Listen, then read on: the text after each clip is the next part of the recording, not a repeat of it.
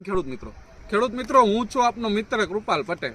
ખેડૂત મિત્રો આજે આપણે વાત કરવી છે કે મગફળીના પાકમાં હવે ખેડૂતો છેલ્લો છંટકાવ કરવાની શરૂઆત કરી દીધી છે, એટલે કે મગફળીનો પાક હવે પાક ઉપર આવી ગયો છે।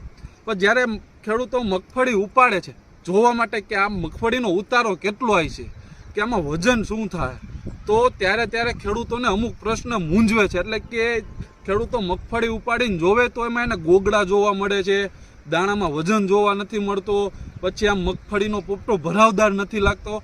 ખેડૂત મિત્રો આવા પ્રશ્નો જો મૂંઝવતા હોય તો એનું એકમાત્ર સમાધાન છે આ વરદાન દવા।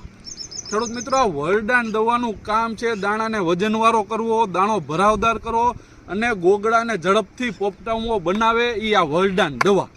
ખેડૂત મિત્રો છેલ્લો છંટકાવ તમે મગફળીનો કરો છો એમાં વરદાન દવા છેલ્લા છંટકાવમાં 40 ml નાખીને જો છંટકાવ કરી દેવામાં આવે તો એ બધા જ પ્રશ્નોનું સમાધાન થઈ જાય છે।